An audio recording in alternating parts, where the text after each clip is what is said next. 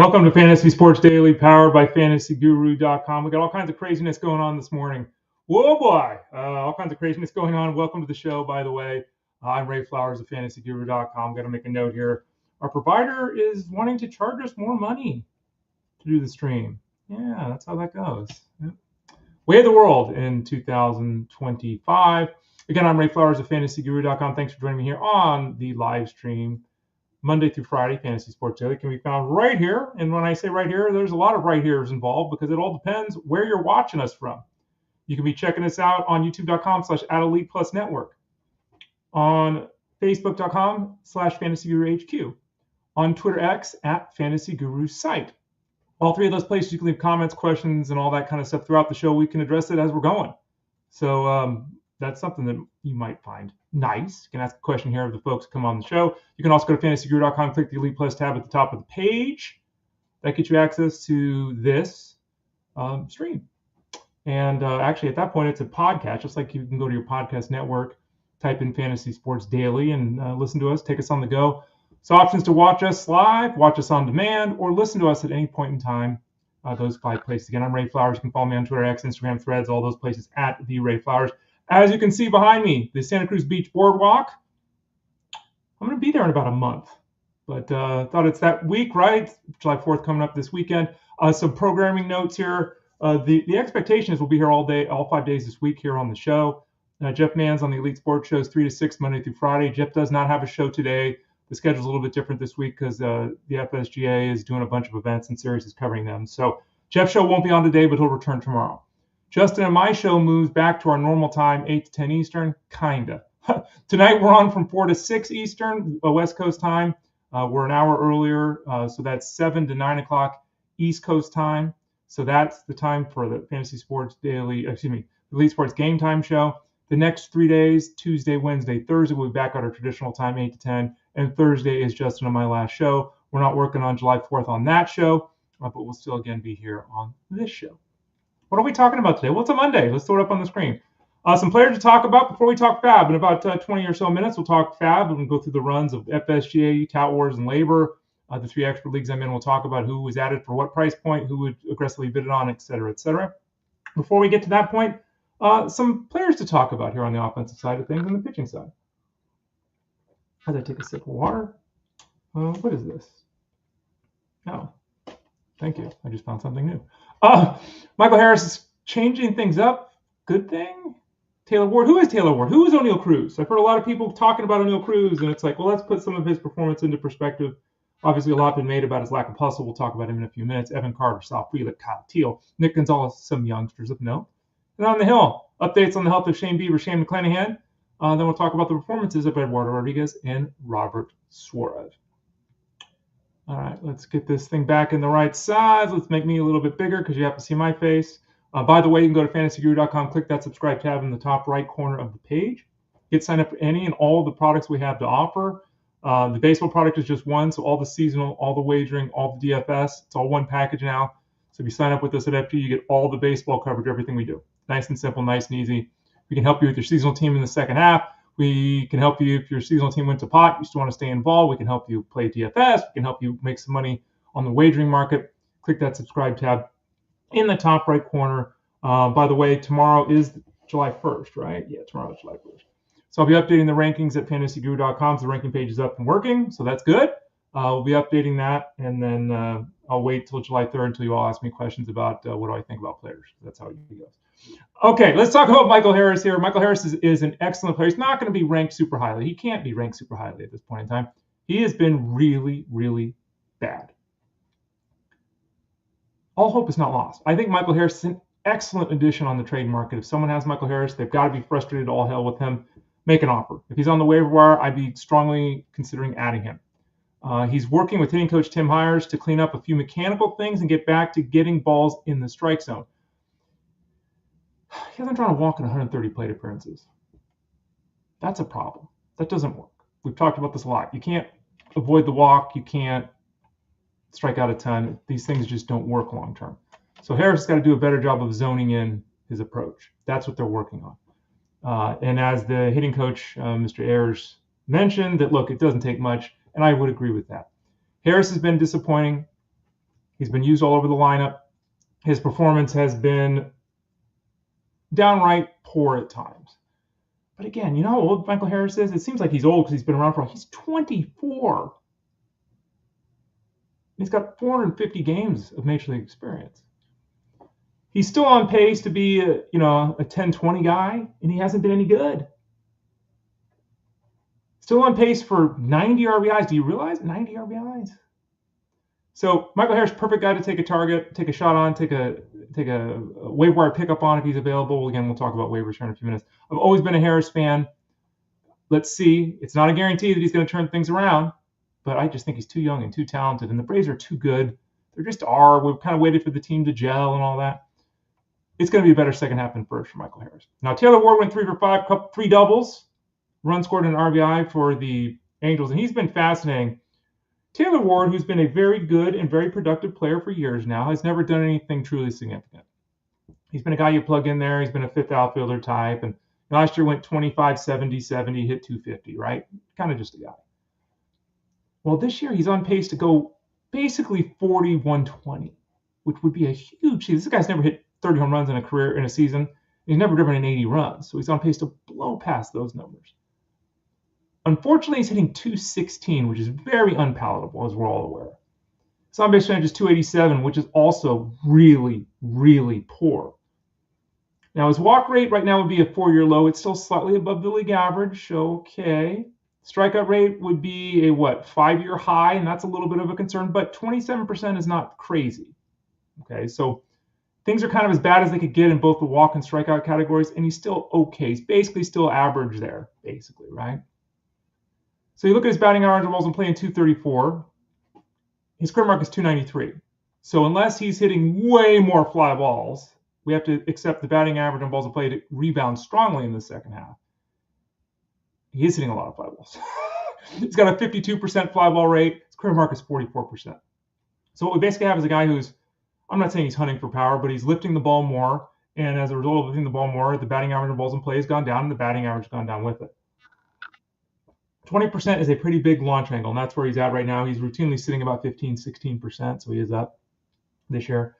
I think the really exciting, hopeful news for Taylor Ward is that he's going to get traded, hopefully, and then he goes into a much better lineup and a better environment, and it reinvigorates him. I think that Ward is, again, somebody, would I bet on 40 home runs? No. Would I bet on him hitting 216? No. I'd give him a little bit more power the rest of the way than we're used to seeing. But I think it's fair to look at his production from last year and say, let's get that guy in the second half than the guy we saw in the second half, the first half this year. Again, we'll see how it all plays out, but those are some of the pitfalls and some of the positives of Taylor Ward. Now, Oneil Cruz had talks with people about Oneil Cruz. Oneil Cruz, by the way, hit 2 home runs yesterday. Did Oneil Cruz fail to hustle on multiple plays in the last 10 or so days? Yes. Is that a bad look? Yes. Did he get benched for it? Yeah. Should he have? Yes. You can always control your effort, right? You can always control your effort. Can't control your performance. You can always control your effort. I know people are frustrated by that, watching him, not hustle to first, or letting a ball roll under his glove and go to the wall in center field and not making a move. I get that. And again, that's something that the Pirates have to address, and I think they're working on that right now with Cruz. What you all need to know, because I think a lot of frustration with people, and he's hitting 210. I mean, look, he's hitting 210. Oneil Cruz went 2020 last year, 70-70. Played 74 games this year. Let's double that, which would be almost identical to his games played total for last year. Remember, 2020, 70-70 last year. He's on pace to go 30-50, 70-90. He's on pace to blow away his fantasy season from last year. Blow it away. Not even close. Blow it away. Does he have faults? Yeah. Are there concerns? Sure. But he's on pace to go 30-50, folks. He qualifies at 2 positions this year. He won't next year, but he does this year. The strikeout rate is up, and this is the real issue for him, and it's something we have talked about a lot, and it's something he did a much better job down the stretch with last year, but the strikeouts have returned this year. His walk rate of 13.5% is really good. I mean, he's got an on-base percentage that's 111 points above his batting average. That's terrific. Problem is his strikeout rate's approaching 34%. And we say it all the time on the show. When you strike out at 34% rate, you're not going to hit 250, and he's not. And in fact, I say most of the time you're going to hit under 230, and he is. He's hitting 210. So it's not that simple, but he just needs to make better contact. His exit velocity number is 96 miles an hour. I mean, it's him and Aaron Judge, basically. Like, it's insanity. 23% barrel rate, it's absurd. 58% hard hit rate. The dude destroys the baseball. He needs to make more contact. Always going to be an issue for him? Maybe. We used to say the same thing about Judge before he tightened things up. Young players who stand 6'7" got a big strike zone. So we'll see with Cruz if he can tighten things up, because the overall game is really impressive. And to note, his O swing on chasing on pitches outside the strike zone, it's actually a career low. So he's missing pitches inside the strike zone, not swinging wildly at pitches outside the strike zone. So I think there's hope for that batting average to go up in the second half. Evan Carter went 3 for 4 with a walk. Run scored, 2 steals. Can Evan Carter stay healthy? We are seeing right now the Evan Carter that we saw 2 years ago in the second half, and then into the playoffs before the injuries and everything that conspired to ruin his 2024, and everything that damaged his season this year at the beginning. But right now he is rocking and rolling. Okay, he's now hitting 280 with a 370 on base percentage. That's who he should be. He's got 8 stolen bases and 4 home runs, which, again, I'm not saying he's a 30 steal guy. Let's not go crazy here. But 2020, that's what everyone has anticipated being the case for him. His current pace would be 20-40. Again, we're not expecting 40 steals, but it's great to see him running again. His back has been an issue, so it's great to see him being active on the base paths. He's now 13 for 14 in stolen base attempts as a big leaguer. He's choosing his spots extremely well. His strikeout rate right now is 16%, which is excellent. It's half of Oneil Cruz. There's no real negative here with him in the early going here. And in fact, this all looks like the player that we anticipated seeing for the Rangers last year, all season long. And we're hoping to see him this year all season long. Well, we're not going to get all season long, but he is primed for a huge second half. I just wish him health, because what he's doing right now is a sustainable pace for him. He is that talented of a baseball player. Sal Frelick is someone who's very interesting, because Sal Frelick he runs more than Carter does, but he's not as dynamic. And as a result, it's like tough to get excited about a guy who's got 5 home runs right now and 34 RBIs, right? And to look at Sal Frelick and say he's going to hit 10 home runs with 65 RBIs sounds about right. So it's hard to get excited about him. But he also has 15 steals. So he's on pace to steal 30 bases. And he's hitting 300 with a 359 on base percentage. He's a very good hitter. Limited. Does not drive the baseball. Will never drive the baseball. As a result, limited. But if this version of Sal Frelick is the guy we've also been waiting for a couple years. He's been disappointing, failing to live up to expectations to this point in time. So I'm really hard to see him performing well.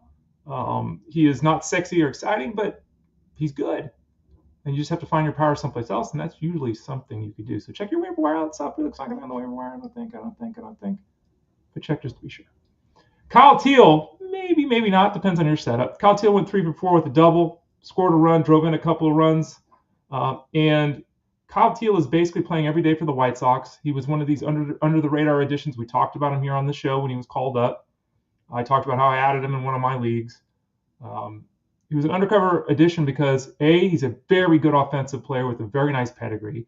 And B, it really appeared like the White Sox, whether they were catching him or putting him at the DH spot, we're going to play him every day. And that's basically what's happened. So, it's only 57 plate appearances, so we're not jumping for joy here saying that we knocked a home run out of the ballpark on this one. But he's hitting 300. He's got a 400 on base percentage. And again, this is who he can be. Now, any player hitting 300, 400, that's an extremely high bar. A catcher doing that is Hall of Fame worthy. So let's not get too far ahead of ourselves. But the fact is that Teel has looked very good. He's continued to draw a walk, as we know he can. That's one of his solid traits, the control of the strike zone. He's put the ball in play. He's produced batting average. He's just been very effective. And so I'm very heartened to see this.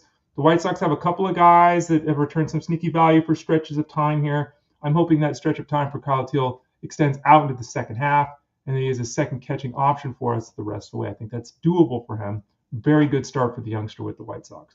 Nick Gonzales got a boring name. His game is not elite, but he's doing some nice things. Okay, he didn't play yesterday. It's his first time that he was off in 15 games for the Pirates. He's basically hitting .333 with 2 home runs and 7 RBIs over his last 15 games. Is he a big steal guy? No. Is he a big power guy? No. Is he a fill-in type for those people looking for that up the middle addition on the offensive side of things? Maybe you've got a struggling Brandon Donovan, or maybe you're getting a struggling, Jose Altuve, and you just want to build some depth there. Nick Gonzales is not a bad pivot. He's hit very well the last couple of weeks. He is somebody that is not sexy or exciting. He's more in the Sal Frelick mode of a guy that can be effective and not dominant. But he's got a nice bat. And there are a lot of people in the Pirates organization that, they're like, this guy could be our second baseman for years. So, yeah, boring-ish, but in a nice groove right now. I like to see that with the youngster. The guy that's been really bad all season long is Ozzie Albies, returning to the Braves before we start talking about a couple of pitchers before we talk FAAB. He had a ball at 109.9 miles an hour on Sunday. Why does that matter? It's one swing. Who gives a damn, right? Some of that, sure. But at the same time, Ozzie Albies is 5'7", 180. I don't know what they're listing at. Something like that. I remember the first time I saw him, I told the story. He's tiny. Let's call him 5'7", 180. I don't think that's 5'6", 170. He's tiny. Hitting the ball 110 miles an hour for him is ripping the baseball. He's not 6'2", 210. It's ripping the baseball. It's his hardest hit ball this year by 2.5 miles an hour. The thought then obviously is that he not only put everything into that swing, everything was in that swing. Like, you don't hit a ball that hard, even if you square it up. You don't hit that ball that hard if your timing's not right, your hips aren't involved, everything is working as one, as they say, right? And he needs that because, again, he's not hitting 375-foot fly balls, off the end of his bat. He also had a 101 mile an hour ground out. So again, nothing, but that's 4 balls in the series against the Phillies over 100 miles an hour. 4. He'd only had 26 the first 80 games. So he was averaging 1 every 3+ games. He hit 4 in 3 games against the Phillies. So maybe, just maybe, these are some signs that Ozzie Albies is just about ready to emerge from what has been a very slow season, start to the year, half season, all that kind of stuff. Harris, Albies, Cunha, Olsen, Riley, Profar coming back in 2 days. I'm telling you, Braves are a team to watch in the second half. Don't sleep on Ozzie Albies. Some pitcher news. Both Shane Bieber and Shane McClanahan at times were obviously stars in the fantasy space. Bieber coming back from elbow surgery, had a setback. He's expected to throw live batting practice this week as he's now progressing positively. It's very unclear, when he's going to return after throwing the BP and all that. We'll see. I mean, he's going to have to go on a minor league rehab assignment, obviously. 3 or 4 outings, probably. At this point in time, he's not back before the All-Star break, so I think the hope is that he'll be back at the end of July. It might be more reasonable to say August. And we'll see. When a guy has a setback, you never know, right? It's tough to count on him for anything this season. I know a lot of people still have him on their injured list, and we'll see. But he's going to be back after the All-Star break, and then we'll have to decide at that time as we get closer what moves we're making. We'll have to check out the reports. What does he look like? Where's his velocity? Where's his location? Moving in the right direction, Shane Bieber, but still a long way to go before he's worthy of discussion in the fantasy space. Shane McClanahan coming back from his tricep issue. This whole thing has been, I was going to talk about it a couple weeks ago when he had his most recent setback, but I just didn't do it. He said he was fine. The team said he was fine. Then they heard he's going to doctors 2 days later, and then things aren't fine. And then a couple of days later, he's fine, and then he's throwing. I don't know what's going on with Shane McClanahan. I really don't have any idea what's going on here. 1 week it's over, 1 week it's great, 1 week it's over, 1 week it's great. So I don't know if they know what's going on, but here we go. There's a video of him that he posted of throwing the ball. He looked solid. He was, wasn't letting it rip, but he was throwing the ball pretty well. He's going to go on a full intensity bullpen session tomorrow. So tomorrow he's going to let it rip. He's going to hit 95 and let it rip and all that kind of stuff. So if that's the case, and he comes out of that feeling good, remember, a lot of other times when he starts to throw, you have a little bit of a slowdown period. He could go to live batting practice maybe later in the week, and then maybe he goes on a rehab assignment. Much like Shane Bieber, can't be counting on him in June at all. July. Maybe August, maybe. there's been so many starts and stops with him and so much uncertainty. Like, it might be September. It may never happen. So good luck. I mean, that's the kind of thing. I don't, maybe Bieber, maybe McClanahan will make the rankings that are going to be updated on Wednesday this week on the 1st of July, maybe. Or maybe tomorrow. What's the date today? I don't even know what date. It's tomorrow. Tuesday. I don't know what date it is. Tuesday, I go throwing things around my desk. Tough to get excited about either one of those guys, though, at the moment. Eduardo Rodriguez, we talked about him last week on Monday. We'll get to the FAAB in just a moment. We talked about him last week on Monday and said, look, pick this guy up. He's got a nice 2-start week. His first outing was very, very strong. I think it was against the Rockies, right? And then this next outing with the White Sox, excuse me. And then against the Marlins on Sunday, gave up 1 run and 4 hits over 5 1/3 innings. Delivered a perfect week as an addition that we were looking for because of matchups. Now the question you have to ask yourself, is he worthy of keeping around? He's going to face the Royals on Friday. I think with what we've seen here of late, he's worthy of a roster spot. The pitching against the Royals or not depends upon your setup and what you're trying to do and all that kind of stuff. But I think it's fair to suggest he deserves to be on rosters right now. And we'll continue to monitor Eduardo Rodriguez and see if he can get back to a point where we can trust him. He's not in the circle of trust yet. Not in the circle of trust. Robert Suarez, finally. This one, Jason Adam has struggled a little bit here last month or so. I might, if you got a roster spot and you want to be proactive, add Jason Adam. Yuki Matsui's around too. And the reason I say this is that Robert Suarez was terrific last year, blew away, I think, most people's expectations. I did not expect him to be anywhere near as good as he was last year. I was out. I was wrong. I was out coming into this year too. And for most of this season, he's been terrific. So I've been wrong again. But in June, 12 outings, his ERA is 8 or 7.8. 7.8. Guys are hitting 326 against him with a 396 on base percentage. He is getting murdered in June. And again, 12 outings, not like 12 outings. So no change has been announced or expected at the moment with San Diego. That's a little troubling.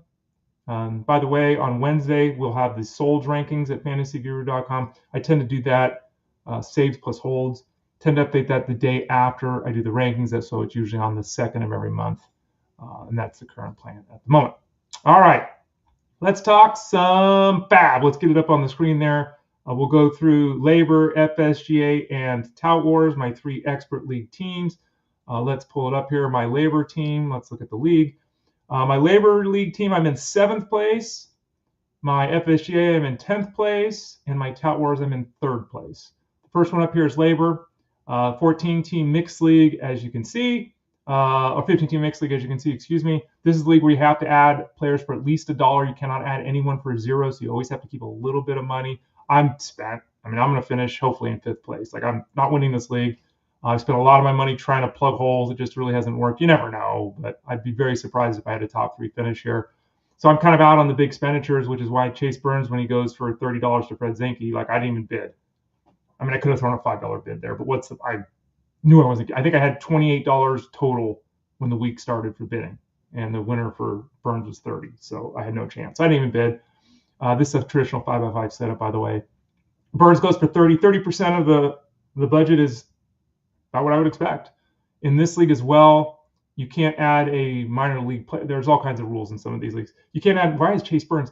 You can't add a minor league player in this setup until the player is promoted to the big leagues. You can draft a minor league player and hold on to them. But once the season begins, the only way to add a minor league player is you have to wait until they're officially promoted to the big leagues. So that's why he was available. And as you can see, there are tons of bidding. Unfortunately, there was a $27 bid. That hurts. A $27 bid, which is a huge bid, right, to fall short to 30. We'll talk about a bid that I just fell short on and have a little regrets with here in a few minutes in the Tout Wars League. $22 bid. A lot of people involved there. Yusei Kikuchi, I don't know. There was a couple of drops this week in my leagues that I almost want to say the people made mistakes when they dropped them.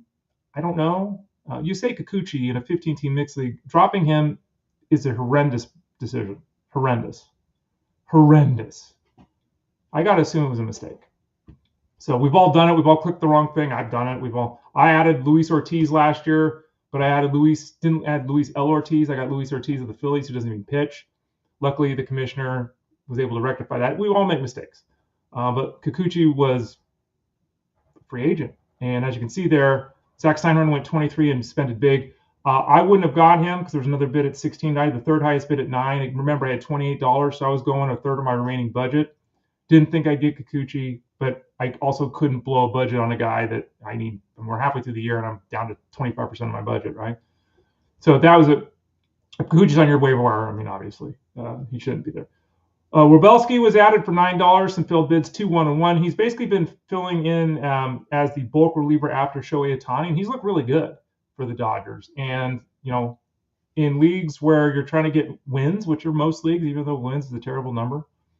By the way, Shane Bass has 8 victories. It's more than Garrett Crochet. Wrobelski is a good addition because even if he goes 4 innings as a bulk reliever, you get a victory, right? So that's a good addition. A little pricey here because you never know is he going to stay in the rotation or stay in this role?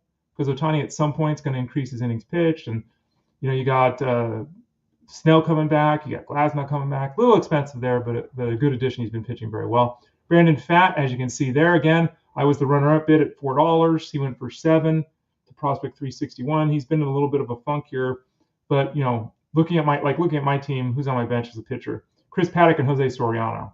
I'm just, and that includes David Festa being in my rotation, Shane Baz being in my rotation. So I bid what I could given my roster situation in terms of my FAAB budget. Excuse me. I would have loved to have bid more. Excuse me. I would have if I hadn't. So I would have taken a chance, even though Fat has been very disappointing. And the numbers, the metrics suggest that hope for a significant turnaround in the second half from him is probably fool's gold. Should be better, but he's looking more like pitcher 90 than pitcher 50. Let's see who's up next. Jake McCarthy went for $6. Failed bids of 2, 1, and 1. We talked about this with the injury to Corbin Carroll. McCarthy should play most days for Diamondbacks. He's a decent enough hitter, moderate, not even moderate power, poor power. He's kind of like Sal Frelick, if I just randomly throw somebody out there. A couple years ago, he had a massive second half. Not that type of hitter really is Jake McCarthy, but he's a guy that can steal a base, absolutely, and he should play here at least for a few weeks with Corbin Carroll being down. Dominic Canzone for $2. Dominic Canzone's actually picked things up really well. This is, again, a 15-team mixed league, 5 outfielders start, 75 starting outfielders, 15 UT spots, so 90 starting players outfield in UT. Middle infield, corner infield, you get the point. This is deeper than most leagues that you all do. Canzone probably not worthy of being rostered in the majority of the leagues out there. But in this league, I understand it. And by the way, he might be in raised plays. Maybe. My DFS article over at fantasyguru.com today. Emerson Hancock for 2, failed bid for $1. Hancock's, he's a placeholder. He's a streaming option. Even in a league this deep, he's a streaming option. He's been more better than not of late, but Mike Burrows went for $1. Same thing. He's pitched pretty effectively for the Pirates here the last month. Streaming option. Mauricio Dubon, multi-position flexibility for $1. Simeon Woods Richardson for $1. Wouldn't have gone there.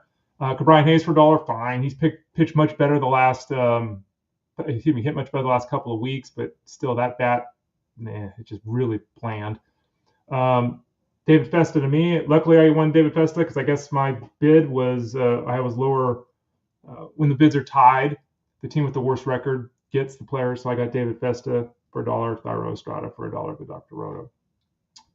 Hopefully, David Festa. We'll see. He pitched very well last time out against the Tigers. Actually, was really impressive. 5 2/3 innings, no run baseball. Given a strikeout an inning, and was facing the Marlins next, so I took a shot for $1. We'll see how that goes. All right, next up, let's go to the FSGA League, 14-team mixed league, $1,000 share traditional 5x5 setup. In this one, Zach McKinstry. I had a failed bid for Zach McKinstry. This is another league where I'm down to I'm under $100 out of the 1,000. Again, I've talked about this league a lot. I'm just no matter what I do, guys get hurt. And I lost Tristan Cassis, which was terrible. I lost Garrett Mitchell, which is terrible. I've lost Gabriel Moreno at the catcher spot. I've lost Bryce Miller multiple times. I mean, it's just been, I'm just plugging pieces. And this is this league I've got Cole Young, Nolan Gorman, Ernie Clement, Kobe Mayo, Kyle Teel. I'm just trying to piece this together here and see how we can do. So I bid on McKinstry for his positional flexibility. He's been very hot the last couple of weeks offensively, but I had a $3 bid. I didn't have the money to bid there. I was just hoping. I'm going for 70. A little expensive, Matt Vreeling back for the Tigers as well, but I understand that. Frankie Montas for 38, failed bids at 12-4. The Mets desperately need him. Sherpa Fantasy's obviously hoping that Montas will turn into something. Montas looked terrible in the minor leagues. Like, not bad. He looked terrible in the minor leagues. Did not look great in his first outing. Let's pull it up. I forget the actual numbers. Montas, learn how to type, Ray. Frankie Montas. He's made 2 outings, made 2 starts, got a strikeout in inning area 6, whip of 156. Only made it through 4 innings last time out. Give up 6 runs. Frankie Montas. Once upon a time. Now is that time? Nolan Gorman for $28 here, which is $3 less than Nick Gonzales. We just talked about Nick Gonzales. Nolan Gorman is kind of who he's always been, which is a boring player. He's played third base 14 times and second base 25 times, so very likely he's dual position eligible in all setups. Nolan Gorman. Was I looking at the wrong league? I was looking at the wrong league. I'm giving you my LABR team, and you might be wondering yourself, what are you talking about? I'm giving my LABR team. Let's go to the FSGA team. Sorry, everyone. Because I was saying, Nolan Gorman's on my team. There we go. Now here's my team. Let's see here. Let's pull Gorman back up as we look at the right team. What I said about the positions still works. But I'm making a note here about something else. Sorry about that. Nolan Gorman's been much better. The last month, 6 home runs, 16 RBIs in 24 games. He's hitting 267. So 3 of those home runs have come the last week with an RBI a game. He is what he is. He's been playing a little bit more here of late. He could be traded and be a straight platoon guy. It doesn't seem like he's ever going to develop beyond what he is. And that's a guy that can hit a home run, have some really significant hot streaks, but a guy who overall you just can't look at and feel good about and get excited about. You just can't. By the way, look at this. You want to see some. This is the FSGA league. So in this is the league I'm in 10th place. Okay, so this is my current injured list: Alex Bregman, Matt Chapman. So my starting corner infielder and my starting third baseman. Okay, that's fun. Gabriel Moreno's on the injured list. Francisco Alvarez has been demoted, so I have no catchers. Then we've got on the pitching side of things, who got hurt? Bryce Miller got hurt, so I picked up Tanner Houck. Right? Tanner Houck got hurt, so I picked up Hunter Dobbins. Bryce Miller came back. Bryce Miller then got hurt again. I picked up Zebby Matthews. He got hurt. I picked up I drafted Justin Martinez and AJ Puck to do the handcuffing thing, and both guys are done for this. I mean, what are you going to do? And this is something I know a lot of you deal with too. Like, what are you going to do? I'm just piecing this thing together. It's the best I can possibly do. Guys like Nick Gonzales and Nolan Gorman, not too bad for a player like Ray Flowers. Mickey Moniak, we talked about him on the show a lot. I wish it was Zach Veen. I think Moniak would get traded here at some point in the next month or so, and Zach Veen will get put in the outfield for the Rockies, or at least that should be the frickin' plan for the Rockies. We'll see if they do it. Trevor Rogers, $14 there for Trevor Rogers. One of the $2 bids was me. Rogers has, as we talked about on the show, he's found his lost velocity, and he's looked really good. Now, will this be sustainable? No one's even thinking it's a $14 bid. Only 3 of us even bid on him. So no one's excited about Trevor Rogers. Let's watch his next outing because, again, when the velocity's up multiple miles an hour, he's talked about the changes he's made mechanically. He's starting to get intriguing because at one point in time, it was years ago. At one point in time, Trevor Rogers was one of the ascending lefties in baseball. So a little bit of hope, just a tiny little bit. Not actionable in a 10 or 12 team league at this point. Isaac Collins for $8, failed bid of 2. He's fine. He's played much better of late for the Brewers, been productive there. Colton Gordon for $6, failed bid of 4. I think I was the failed bid at 4. Gordon's actually pitched really well. And he continues to be kind of an under the radar, solid addition. He's got a strikeout an inning this season. And we'll see how it goes. 5 innings shutout baseball last time. His last 5 outings, he's 3-0. The 1-2 whip. So streaming option for everybody. Jason Anna for $4. We just talked about Jason Anna. Adding him is not the worst idea in the world because Suarez has really struggled. Jason Junk went to me for $2. I didn't get Trevor Rogers. I got Jason Junk for $2. Again, we're streaming with Jansen. That's all we're doing. So if you're in a shallow league, not actionable. I tried to bid on Luis Rengifo. It was $1 bid was me. He went for 2. Multi-position guy. Simeon Woods Richardson, no. Adrian Palante's 2. Simeon Woods Richardson for 2. Sam Haggerty for 2. Failed bid of 1. That was me. And then Chase DeLauder for $1, hoping that he'll get promoted at some point here in the near future for the Guardians if he can just stay healthy. Finally, Tout Wars 15-team mixed league, $1,000 to add a player here. Remember, this league is on base percentage instead of batting average, innings pitched instead of victories, and sold instead of saves. I'm in 3rd place on this one. I won this league last year. The last 2 years I played the league, I was 2nd and 1st. So I've jokingly said I'm going to be 3rd this year, right? And I'm in 3rd right now, so we'll see how it goes. But Zach Steinhorn there went for Spencer Steer, and again, I don't know if Spencer Steer was a mistake drop. If it wasn't, it was a bad decision. As you can see there were a lot of people that were bidding on Spencer Steer, who qualifies at first base and in the outfield. Steer's had a really poor second half. And there are roster crunches that come up, and you have to make decisions in leagues that are, like this, in any league, even ones like this.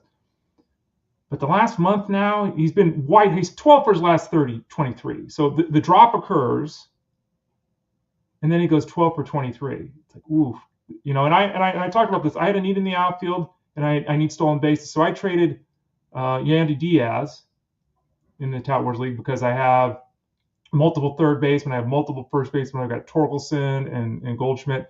Yandy Diaz wasn't playing. So I traded Diaz for Scott because of positional need and because of category need.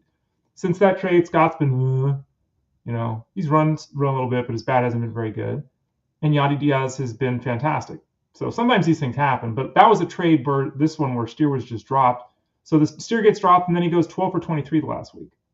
If Steer had gone 6 for 23 the last week, I still would have been bidding on him this week. I'm a fan of Steer. We've seen some improvements with Steer. And again, the last month now, he's hitting 300, 5 home runs, 3 steals. Am I expecting him to be the Spencer Steer we anticipated he would be on draft day before his shoulder was hurt? Yeah, but I bid $161 out of and Zach Steinhorn beat me $178. And you know what's really interesting? I bid $161. I started working. I'm doing a Lego Chewbacca. It's like a 2,300 piece Chewbacca. It's probably 14, 16 inches high, something like that. Maybe taller when it's all done. So I was doing that. And Tout Wars is the one league where the waivers run early, and I got kind of engrossed in the building the Chewbacca Lego. And so when I got done with bag 9 or whatever the heck, I think it was bag 9, I pulled up my phone. I'm like, you know what? I'm going to increase my bid on Spencer Steer to 181. It was like 5:30, so I missed the chime by 30 minutes.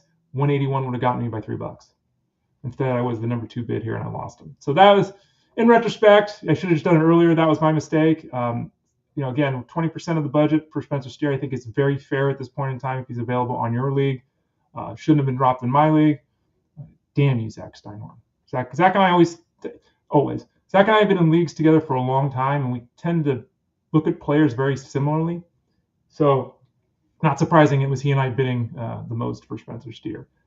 Zach was also the high bidder on Gary Sanchez. Remember, this is a 2-catcher league, 15 team. Sanchez playing a lot here with Basayo not apparently getting called up, and Adley Rutschman on the sidelines through the All-Star break with his oblique issue. So I have Sanchez myself in a league. Adrian Hauser for 24. Remember, this is an innings pitch league. Doesn't matter if he gets a victory or not for the White Sox. Hauser obviously is going to get traded at some point. He's pitched better than anyone could have possibly hoped, but much like Patrick Corbin, Hauser's sitting there on the waiver wire. It's like, kind of tells you what we think of him. Scott Pianowski for 55 got Nolan Gorman. On-base percentage league instead of batting average. Not that really helps Nolan Gorman. Javi Baez for $2. Again, we're building some depth here. McCarthy for 22. Again, I have Victor Scott, so I didn't make a move. Not that Victor Scott's whiz banger, but very similar outlook to Jake McCarthy. Kyle Teel for 27. That's a good addition. It's a very good addition. I don't need that because I actually added Basayo last week, so I have Tyler Stevenson, Augustin Ramirez, and Samuel Basayo. So I didn't need to get involved there at the catcher spot in this league. Collins for 44. We talked about him. Austin wins for $1. We're 2 catchers, 15-team league. Sometimes you got to get a guy for cheap. Quinn Priester for 155 was totally out of control. I looked at Priester last week. I didn't add him because I didn't like the matchup. Obviously, in retrospect, I should have, because as you can see there, I was the third highest bid this week at 34. We had bids at 55, 34, 22, 22, and then 155. That was just way too aggressive for Clint Priester. But this is an innings pitch league. Priester's basically been quality start guy for a month and a half now, and he's got a good matchup this week. So we'll see how that goes long term, but Kev got his guy. Warbelski for 54. Remember, in this league, interestingly enough, Gibson Long is released by Greg Jewett. Warbelski's the pickup. Both these guys are, neither one's a 6-inning guy, right? So it's like, remember, this innings pitch versus victories. So Warbelski is kind of, because it's like, if he continues to fill that bulk reliever role we talked about and he goes 4 1/3 innings, even if he gets a victory, it doesn't help you in this league. Trevor Rogers for 36. 4% bid here versus 2% in the other league, so a little higher, but again, totally reasonable. Wegman with his $14 bid to John. He qualifies at multiple positions and hits the ball hard. So, short-term fill in there. And that's kind of what we got. So there it is, folks. That's the review of the waiver wire and how things went for my leagues this past weekend. Tell a friend about the show here, Fantasy Sports Daily, Monday through Friday. We'll be here all week, even on the holiday. On Wednesday this week, I'll be with Jeff Manns on the Elite Sports Show. Remember, the Elite Sports Show is not on today, just today only, because of the scheduling situation with the FSGA. Justin and I are on from 7 to 9 today. Then the next 3 days, we return to our normal time at Elite Sports Game Time, 8 to 10 Eastern. We have no show on Friday. This show, again, will be here Monday through Friday at 12 o'clock Eastern Standard Time. We have a trade this morning, if you didn't see it, in football. Steelers get Jalen Ramsey, Jonnu Smith. So the Steelers signed him to a 1-year, $12 million extension. They also got a 7th-round pick. Miami got Mika Fitzpatrick and a 5th-round pick. So now we have Pat Freiermuth and Jonnu Smith on the same team. Jonnu Smith obviously has worked with Arthur Smith previously in Atlanta. The addition there, still is a receiving core that's kind of thin. So we'll see. Maybe Jonnu Smith has another strong season. You have to expect him to regress from where he was statistically last year. And we'll see what the talk is out of Pittsburgh. But obviously, this is a seemingly bad move for Pat Freiermuth. Not that Pat Freiermuth was sexy or exciting anyway. You were scraping the barrel there if you were looking at him as your tight end 1. Tough to get excited about him being able to fill that role this year with Jonnu Smith in the home, in the farm, in the mix. I don't know what I'm trying to say. You know what I'm trying to say. We'll talk a little bit more about that move tomorrow with Armando Marcelo. Join us at 12:30 Eastern Standard Time. Wednesday, Justin Fenchman will host the show. Thursdays, it'll be me and Tyler Beaker. Friday, it'll be me and Russell Clay. All those guests. Rich Mileto, by the way, joins Justin Fenchman on Wednesdays. All 4 of those guys show up at about 12:30 Eastern Standard Time. So me 4 days a week for half an hour, and then them. Justin 1 day a week and a half an hour, and then Rich Mileto. So that's how we roll here. Don't forget to go to fantasyguru.com. Get signed up for the product right now. It's time, folks. Get over there. Get signed up. When you go to the beach, like I have behind me here, take us with you. By the way, for those of you who haven't seen it, we do have a magazine out on the shelves. So you can look for the fantasyguru.com magazine on the shelves. If not, get the draft guide over at fantasyguru.com. Get them both.